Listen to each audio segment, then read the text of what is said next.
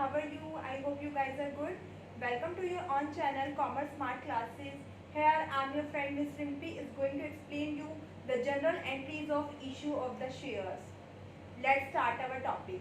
देखो issue of share, जब भी कंपनी शेयर्स को इशू करती है तो या तो वो शेयर्स को पार पर इशू करती है या प्रीमियम पर इशू करती है।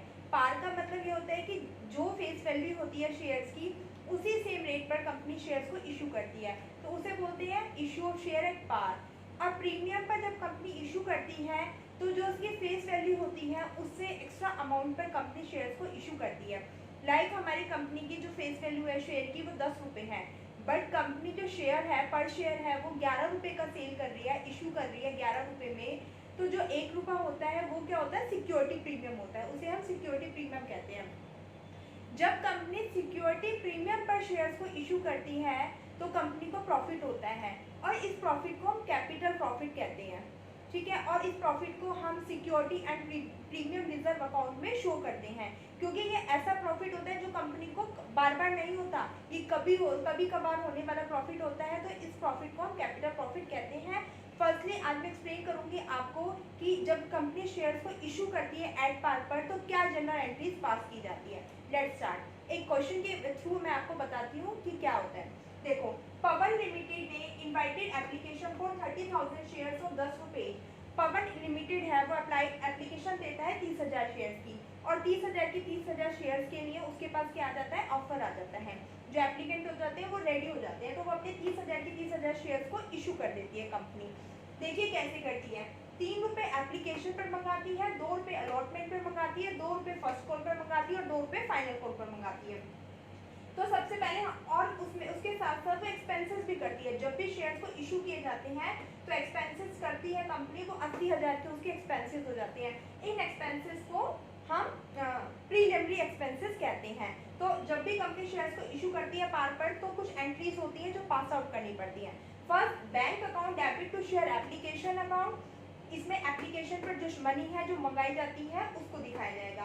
Share application account debit to share capital account, share allotment account debit to share capital account, bank account debit to share allotment account, share first call account debit to share capital account, bank account debit to share first call account, share final call account debit to share capital account, bank account debit to share capital account. अच्छा, आपको first of all मैं बता देती हूँ ये share capital account क्या होता है, क्यों कंपनी इसमें अमाउंट को ट्रांसफर करती है। देखिए, हमारी कंपनीज में हमारी कंपनी जब शेयर्स को इशू करती है तो बहुत सारे पीपल होते हैं जो शेयर्स को बाय करते हैं। इंडिविजुअल भी करती है, कंपनीज भी होती है दूसरी कंपनी जो शेयर्स को बाय करती हैं, पर हर किसी का अलग अलग अकाउंट बनाना पॉसिबल नहीं होता, क्योंकि शेयर होल्डर्स के जो बहुत ज़्यादा अमाउंट नंबर ऑफ पीपल होते हैं, बहुत ज़्यादा होते हैं, और हर किसी के लिए अलग अलग अकाउंट कंपनी बना नहीं सकती। तो ऐसे में क्या करती है कंपनी, एक सिंगल अकाउंट बना लेती है जिसे शेयर कैपिटल अकाउंट कहते हैं, शेयर कैपिटल के नाम से। और उसमें जितने भी उसके पास अमाउंट आता है शेयर्स को इशू करने पर वो क्या करती है, उस अकाउंट में ट्रांसफर कर देती है, ठीक है। उसे हम बोलते हैं शेयर कैपिटल अकाउंट। सो देखिए, फर्स्टली कंपनी क्या करती है, कंपनी को मनी रिसीव होती है। जब भी एप्लीकेशन पर कंपनी क्या करती है, सबसे पहले प्रॉस्पेक्टस इशू करती है, और जब एप्लीकेंट हो जाते हैं उसे सेटिस्फाइड हो जाते हैं प्रॉस्पेक्टस से, तो वो क्या करते हैं, उन शेयर्स को बाय करने लग जाते हैं। तो वो अपनी प्रॉस्पेक्टस के साथ एप्लीकेशन मनी को भी सबमिट करा देते हैं एक बैंक के अंदर, जिन बैंक को हम शेड्यूल बैंक कहते हैं, और जिसके बारे में कंपनी अपने प्रॉस्पेक्टस में मेंशन करती है कि आपको इस शेड्यूल बैंक के अंदर अपने प्रॉस्पेक्टस को विद एप्लीकेशन मनी के साथ सबमिट करवाना है। तो इस एंट्री में कंपनी को सबसे पहले एप्लीकेशन मनी रिसीव्ड होती है। तो देखिए, bank account debit to share application account, इसमें कंपनी कितना अमाउंट दिखाएगी। देखो, 30,000 शेयर थे, एप्लीकेशन पर कितने के हिसाब से उसने मंगाया, 3 रुपये के हिसाब से, तो 3 × 6 60,000। तो यहाँ पर हम क्या लिखेंगे, 60,000 रुपीज, ठीक है। ये कंपनी को जो रिसीव्ड हुआ है। अब कंपनी क्या करती है, share application account debit to share capital. अब जब कंपनी को अमाउंट रिसीव हो जाता है एप्लीकेशन पर, तो अलॉटमेंट का शेयर मंगाने से पहले, जो अलॉटमेंट होता है उस पर अमाउंट को मंगाने से पहले कंपनी इस अमाउंट को, जो एप्लीकेशन पर अमाउंट रिसीव होता है, इसे शेयर कैपिटल के अकाउंट में ट्रांसफर कर देती है। तो उसको ट्रांसफर करने की जब एंट्री बनाती है तो क्या एंट्री बनाती है, share application account debit to share capital account, और इसमें वो सेम अमाउंट दिखाएगी। कितना अमाउंट उसे रिसीव हुआ था, 60,000 का, तो वो इसमें भी कितना मेंशन दिखाएगी। ओके, नाउ अलॉटमेंट की एंट्री अब क्या करती है कंपनी, अलॉट ड्यू करती है। वो कहती है जो उसके शेयर होल्डर्स होती हैं, जो शेयर्स को बाय करते हैं, उनसे कहती है कि आपको अलॉटमेंट पे इतना पैसा ट्रांसफर करना है। तो वो पहले अमाउंट को ड्यू करती है, फिर वो उस अमाउंट को सबमिट कराते हैं बैंक में। तो ड्यू करने की एंट्री क्या होती है, share allotment account debit to share capital account. देखो कितना अमाउंट मंगाती है अलॉटमेंट पे, 2 रुपए के हिसाब से। कितने शेयर है, 30,000। 2 रुपए के हिसाब से 30,000 को मल्टीप्लाई करेंगे तो कितना आएगा, 60,000। ओ सॉरी, इसमें 90,000, इसमें 90,000 आएगा, क्योंकि ये जो कंपनी मंगाती है वो 3 रुपए के हिसाब से मंगा रही है, ठीक है। और जो अलॉटमेंट पे मंगा रही है वो 2 रुपए के हिसाब से मंगा रही है, तो कितना आएगा, 60,000 रुपए। इसको यहाँ पर रेक्टिफाई कर लेना। कंपनी एप्लीकेशन पर 3 रुपीज के हिसाब से मंगा रही है, 30,000 शेयर है, तो 3 3 9 90,000 अमाउंट आएगा एप्लीकेशन में। यहाँ पर भी रिसीव हुआ जहाँ भी, और उसकी नेक्स्ट एंट्री में भी 90,000 अमाउंट आएगा। इसे रेक्टिफाई कर लेना आप।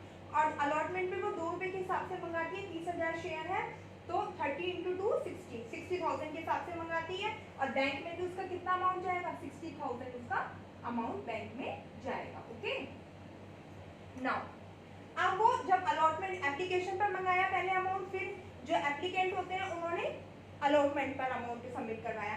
अब फर्स्ट कॉल पर अमाउंट क्या करती है कंपनी, सबसे पहले ड्यू करती है। तो ड्यू करने की एंट्री क्या होती है, share first call account debit to share capital account. First call पे कितने, 2 रुपए के हिसाब से 30,000 रुपीज कितने बनते हैं, 60,000। फर्स्ट कॉल पर भी कितने बनते हैं, 60,000 रुपीज। अब ये ड्यू हुई, कंपनी ने उनको कहा कि आपको इतना अमाउंट सबमिट कराना है, डिपॉजिट करवाना है बैंक में। अब वो उन्होंने डिपॉजिट करवा दिया शेयर होल्डर ने, तो क्या एंट्री बनेगी, bank account debit to share first call account. और इसमें भी कितना अमाउंट आएगा, 60,000 का अमाउंट हम लोग दिखाएंगे। ओके,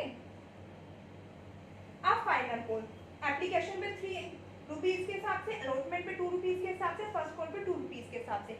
अब बचता है 2 रुपीज, क्योंकि अमाउंट हमारा जो शेयर होता है वो 10 रुपए का होता है। तो फाइनल कॉल पे भी 2 रुपए के हिसाब से कंपनी ड्यू करती है। तो share final call account debit to share capital account कितने रुपए के हिसाब से, 2 रुपए के हिसाब से मंगाती है। 30,000 शेयर है, तो कितना लिखाओगे आप, 60,000 रुपीज लिखाओगे, ठीक है। और कंपनी को फिर रिसीव कितना होता है, जितना ड्यू करती है, तो 60,000 रुपीज उसे रिसीव होता है। तो यहाँ पर हम 60,000 दिखा देंगे और एंट्री पास करेंगे, और एंट्री पास करेंगे bank account debit to share final call account. जितना अमाउंट ड्यू किया उसने उनको उतना ही रिसीव हो गया, तो इसकी एंट्री होती है bank account debit to share final call account. Okay, ये हमारी 8 एंट्रियां होती हैं। एक बार मैं आपको दोबारा रिमाइंड करा रही हूँ, ध्यान से सुन लीजिए। Bank account debit to share application account, share application account debit to share capital account, share allotment account debit to share capital account, bank account debit to share allotment account, share first call account debit to share capital account, bank account debit to share first call account, share final call account debit to share capital account, bank account debit to share final call account. ये हमारी 8 entries होती हैं जो आपकी must pass करनी ही होती है, ठीक है, बुक्स में। अब उसके बाद क्या करती है, जब कंपनी शेयर्स को इशू करती है तो कुछ खर्चे होते हैं, जिन खर्चों को हम प्रीलिमिनरी एक्सपेंसेस कहते हैं, एक्सपेंसेस कहते हैं। देखिए, ये वो खर्चे होते हैं जब कंपनी शेयर्स को इशू करती है, जब कंपनी को पे करने पड़ते हैं। अच्छा, इन एक्सपेंसेस को कंपनी क्या करती है, हर साल जिस साल भी ये एक्सपेंसेस होते हैं उस साल इन्हें राइट ऑफ करती है। और राइट ऑफ किससे करती है, हमेशा सिक्योरिटी प्रीमियम रिजर्व अकाउंट से इन शेयर्स को, इन जो एक्सपेंसेस होते हैं इनको राइट ऑफ करती है। तो जब भी ये एक्सपेंसेस होते हैं तो उसकी एंट्री क्या बनती है, share issue expenses account debit to bank account. और कितने के एक्सपेंसेस हुए थे, 80,000 के, 80,000 के एक्सपेंसेस हुए थे। तो वो 80,000 के एक्सपेंसेस हैं वो यहाँ पर दिखा देती है, ठीक है। ये होती है एक्सपेंसेस की एंट्री, जब भी शेयर से इशू करते हैं तो एक्सपेंसेस होते हैं। नाउ अब ये था हमारा पार्ट पर, जब कंपनी शेयर्स को इशू करती है पार्ट पर तो ये 8 एंट्री करती है। बट कभी कभी क्या करती है कंपनी, जो शेयर्स होते हैं वो कम होते हैं और लेने वाले होते हैं, जो शेयर होल्डर्स होते हैं उनकी जो संख्या होती है बहुत ज़्यादा होती है। तो ऐसे में कंपनी क्या करती है, शेयर्स को प्रीमियम पर इशू कर देती है। जब उसकी कंपनी के शेयर्स की डिमांड बहुत ज़्यादा होती है तो कंपनी भी ऐसे में क्यों ना फायदा उठाए, तो वो इस फायदे को उठाने के लिए 10 रुपए का शेयर है वो क्या कर देती है, 12 रुपए में सेल करती है। 10 रुपए का शेयर 12 रुपए में सेल करती है। तो वो ये 12 रुपए में सेल करती है, तो जो 2 रुपए होते हैं वो कौन से होते हैं, सिक्योरिटी प्रीमियम का। किसका होता है, सिक्योरिटी प्रीमियम का। और कई बार कंपनी क्या करती है, इस सिक्योरिटी प्रीमियम के जो 2 रुपए सिक्योरिटी प्रीमियम का अमाउंट है ना, इसको अलॉटमेंट पे मंगाती है। जैसे ये अलॉटमेंट का है ना, इस पर मंगाती है, तो इसके लिए कंपनियों को हम दूसरी एंट्री करनी पड़ती है। तो देखिए क्या होता है, bank account debit to share application account की एंट्री सेम होएगी, share application account debit to share capital account की एंट्री सेम होएगी।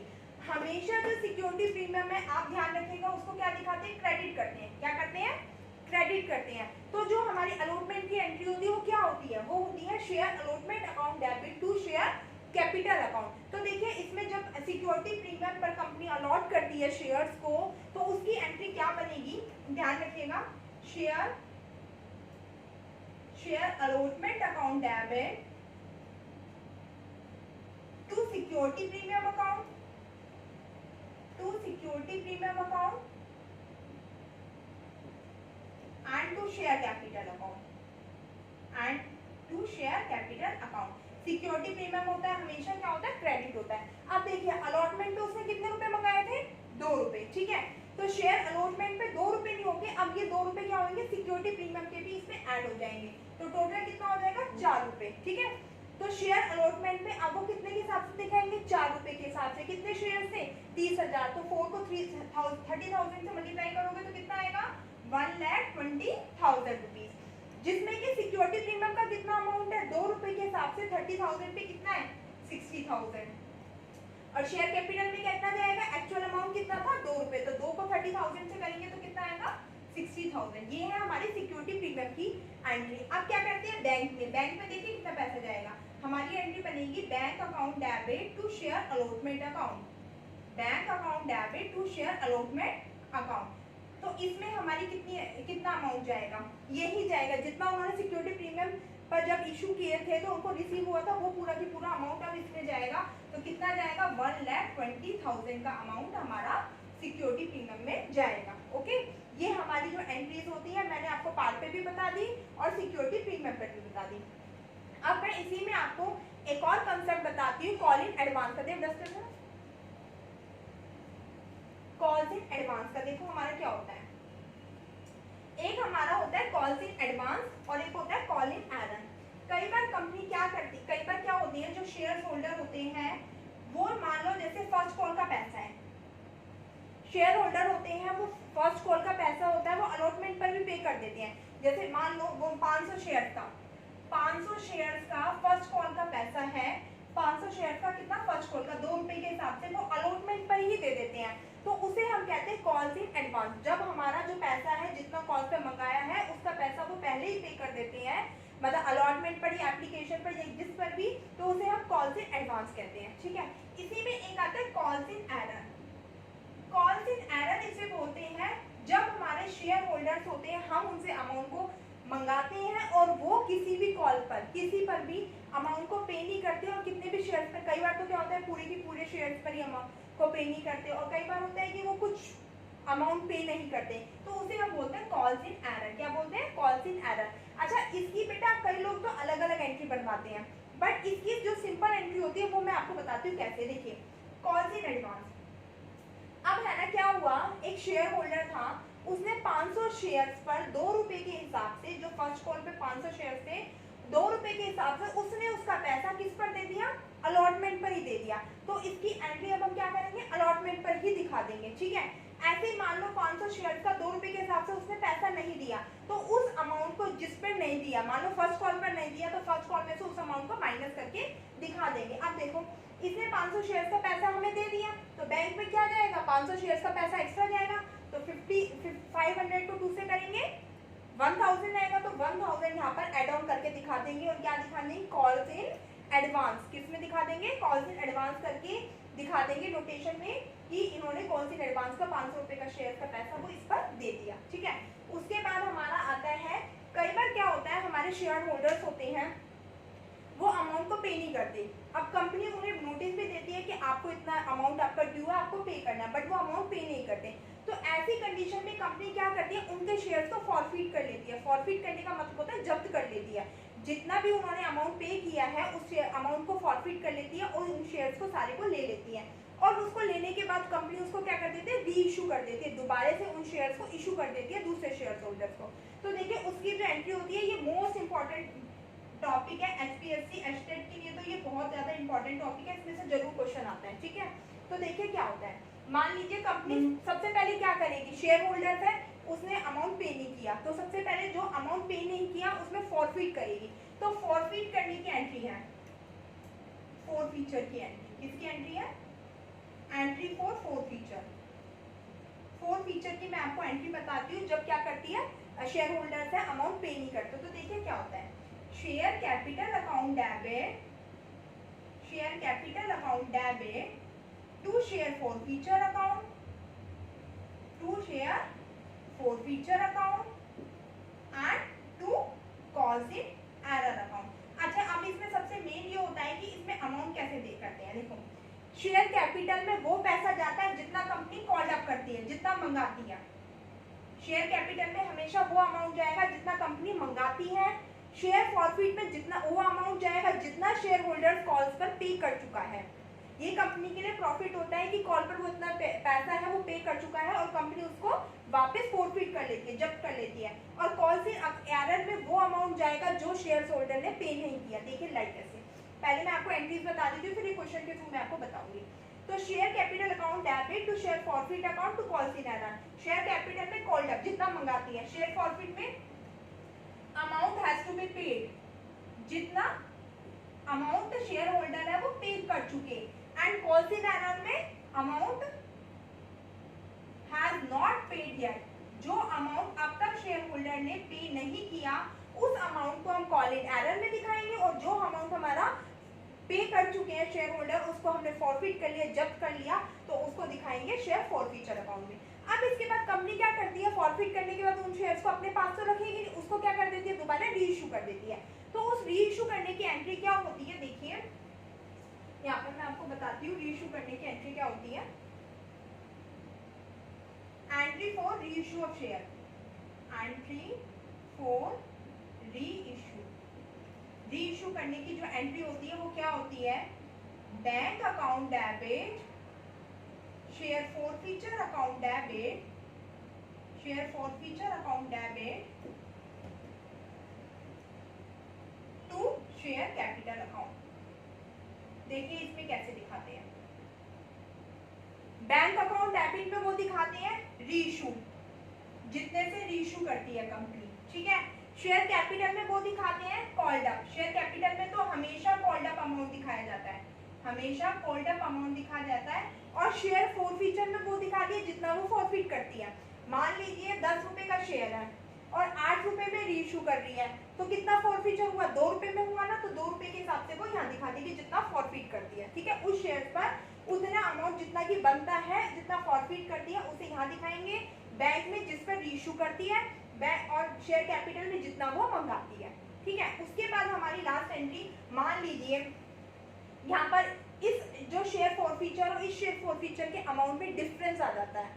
ठीक है, तो उसे उस पर कंपनी को क्या होता है, फायदा होता है, तो उस अमाउंट को कंपनी कैपिटल रिजर्व में दिखाती है और एक एंट्री पास करती है, जो एंट्री होती है share forfeiture account debit, share forfeiture account debit to capital reserve account. ये वो अमाउंट होता है जब कंपनी शेयर्स को री इशू करती है और कंपनी को क्या होता है, बेनिफिट होता है। तो जो अमाउंट उसका बचता है, जितने अमाउंट को उसे बेनिफिट होता है, उस अमाउंट को कंपनी दिखाती है किसमें, कैपिटल रिजर्व में। ठीक है, ये आपकी 3 एंट्रीज है, आप नोट डाउन कर लीजिए। ये फॉरफीचर की एंट्री है, ये री इशू की एंट्री, और जब कंपनी को प्रॉफिट होता है तो जो कैपिटल रिजर्व में दिखाती है उसकी एंट्री है। आप इसको नोट डाउन कर लीजिए, इतना मैं इसको रब कर देती हूँ। फिर एक क्वेश्चन के थ्रू मैं आपको समझाती हूँ कि कैसे कंपनी क्या करती है।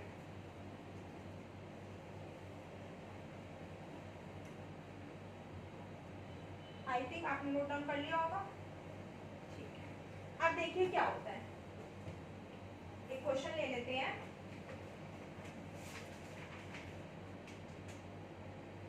अशोक है, मान लीजिए, मैं आपको बता देती हूँ, अशोक है जिसको 500 शेयर्स है अलॉट किए गए थे।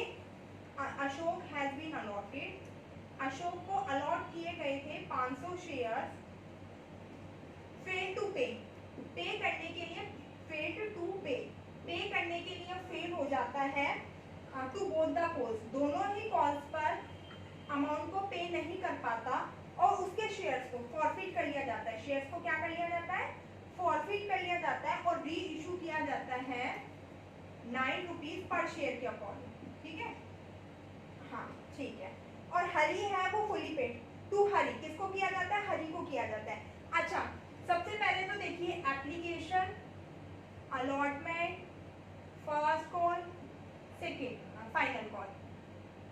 ठीक है, तो देखिए कैसे होता है।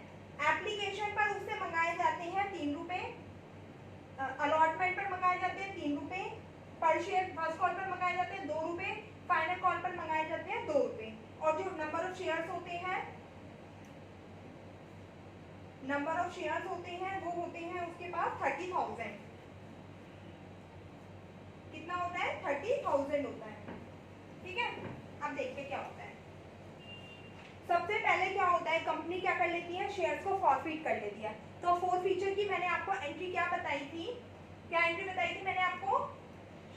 Share capital account debit, share capital account debit to share forfeiture account,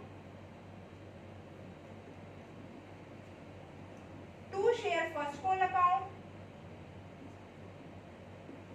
and to share final call account. अब आप कहेंगे कि आपने मैम अभी तो बताया था कॉल्स इन एरर अकाउंट और अब आपने फर्स्ट कॉल और फाइनल कॉल।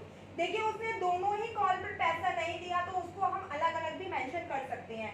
फर्स्ट कॉल और फाइनल कॉल लिखकर उसको हम अलग अलग कर सकते हैं और आप चाहो तो उसकी एक एंट्री पास करके कॉल्स इन एरर अकाउंट में शो कर सकते हैं। ठीक है, अब share capital account debit to share forfeit. अब कैपिटल में कितने का शेयर था? 10 रुपए का शेयर था। कितना शेयर अशोक को अलॉट किए थे? 500 share. Fail to pay to both the calls forfeit reissues and 9 रुपए पर शेयर के हिसाब से उसे क्या किया गया है? री इशू किया गया है। तो सबसे पहले हम ये देखेंगे कि फर्स्ट कॉल पर उसने कितना अमाउंट है पे नहीं किया। 500 शेयर के हिसाब से फर्स्ट कॉल पर कितना अमाउंट पे नहीं किया? 2 रुपए के हिसाब से 1000 रुपए। कितना नहीं किया? 1000 रुपए। फिर 500 शेयर पर 2 रुपए के हिसाब से कितना अमाउंट पे नहीं किया? 1000 रुपए। अरे फोर फीचर में हम वो दिखाते हैं जितना अमाउंट वो पे कर चुका। पे कितना कर चुका? ये दोनों, ये क्या कर चुका? पे कर चुका। 3 + 3 6, 6 रुपए के हिसाब से वो पे कर चुका। कितने शेयर है? 500 शेयर है। तो 500 शेयर पर 6 रुपए के हिसाब से कितना अमाउंट पे कर चुका? 3000। कितना कर चुका? 3000। अब शेयर कैपिटल में हमने उससे मंगाया कितना था? 500 के हिसाब से 10 पर हमने मंगाया कितना था? 5000 रुपए। कितना मंगाया था? 5000 रुपए हमने उससे मंगाया था। ठीक है, यहाँ पर ठीक से कर लीजिए। 5000 रुपए हमने उससे मंगाया था। दोबारा देखिए, मैं एक बार रिपीट कर रही हूँ।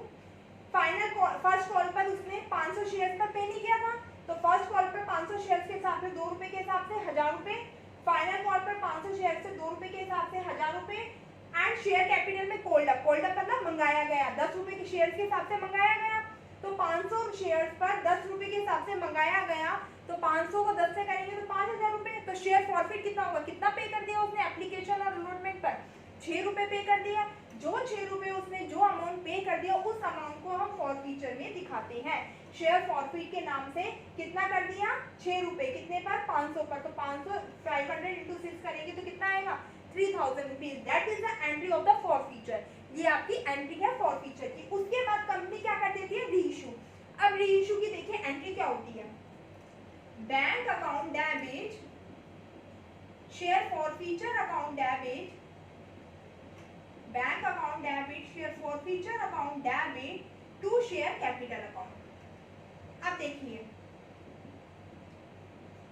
सबसे पहले तो शेयर कैपिटल के हम अमाउंट फिल करेंगे। शेयर कैपिटल में 10 रुपए के हिसाब से उनसे फुली पेड अप थे तो 10 रुपए के हिसाब से 500 शेयर पर कितना होएगा? 5000 रुपए। कितना होएगा? 5000 रुपए। अब रीइशू कितने पे करें? 9 रुपए के हिसाब से करें तो 500 शेयर रीइशू करें 9 रुपए के हिसाब से तो कितना अमाउंट आएगा? 4500। तो कितने फॉरफिट करे उसने? 500 रुपीज। कितने फॉरफिट करे? 500 रुपीज। ठीक है, ये हो गई हमारी जब वो रीइशू की, ये एंट्री हमारी हो गई रीइशू की। नोट डाउन कर लीजिए। और ये एंट्री हमारी हो गई फॉरफीचर की। अब हमारा नेक्स्ट आता है, इसी में हमारा नेक्स्ट आता है किसका आता है, जब कैपिटल रिजर्व में अमाउंट डालता है, क्योंकि देखिए दोनों अमाउंट में डिफरेंस है, यहाँ 3000 है और यहाँ 500 रुपीज है, कितने का डिफरेंस है, 2500 रुपए का जो डिफरेंस है, उस डिफरेंस को हम एक एंट्री पास करेंगे और वो एंट्री होगी share forfeiture account debit, share forfeiture account debit to capital reserve account, to capital reserve account. और इसमें हम डालेंगे कितने रुपीज, 3000 में से 2500 रुपीज, कितने डालेंगे, 2500 रुपीज। और ये कैपिटल रिजर्व में जो है ये कैपिटल प्रॉफिट होता है आपके लिए, और इसमें हम डालेंगे 2500 रुपीज। और देखिए ये कैसे डाले हैं, 3000 अमाउंट माइनस में 500, 3000 कहाँ से आया था आपका, जो कंपनी ने फॉरफिट किया था, जो शेयर होल्डर पे कर चुके थे, ठीक है, दोबारा री इशू करें तो उससे 1 रुपए का नुकसान हुआ, तो उसे हम किस में दिखाएंगे, इसमें दिखाएंगे, और दोनों के डिफरेंस को हम किस में दिखाते हैं, कैपिटल रिजर्व में दिखाते हैं। ओके, आई थिंक आपको समझ में आ गया होगा। This is the entry of forfeiture, this is the entry of री issue and this is the entry of जो कैपिटल रिजर्व अकाउंट में डालता है। आज के लिए इतना ही काफी है। अगर वीडियो अच्छी लगे तो please like, share and comment and subscribe my channel. Thank you, have a nice day.